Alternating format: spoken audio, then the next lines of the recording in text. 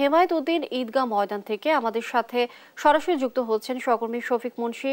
শফিক, ঈদ মোবারক আপনাকে। ঈদের জামাত নিয়ে কি তথ্য আছে এই মুহূর্তে আপনার কাছে জানাবেন?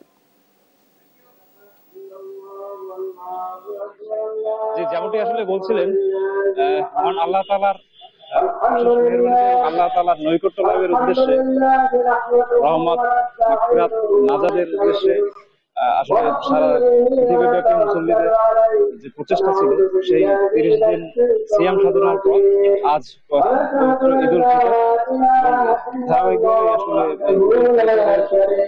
যে জামাত সেটি বরিশালে আমরা যে ময়দানে দাঁড়িয়ে আছি, এখানে বেলা 8টায় শুরু হয়েছে। আপনারা নিশ্চয়ই দেখতে পাচ্ছেন আসলে হাজার হাজার মুসলিম প্রধান জামাতে অংশ নিয়েছে। নামাজের আগে যে বিশ্বব্যাপী যে বিশেষ করে কাজ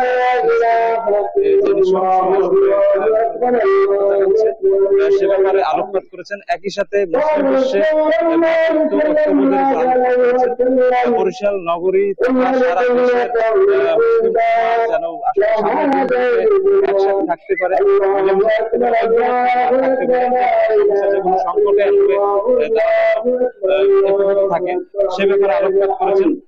আমাদের আরেকটা আসলে বিষয়টা জানিয়ে রাখি, বরিশাল নগরীতে আজ 30টি ওয়ার্ডে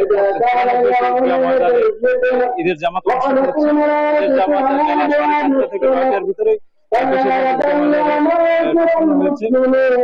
যে ঈদগাহ ময়দানে দাঁড়িয়ে আছি, ঈদগাহ ময়দানে গত 2 সপ্তাহ যাবত আসলে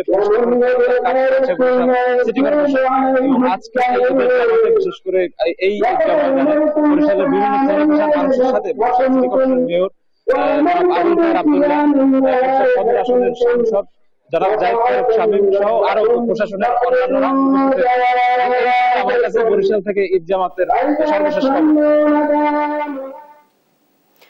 শফিক, অসংখ্য ধন্যবাদ আপনাকে।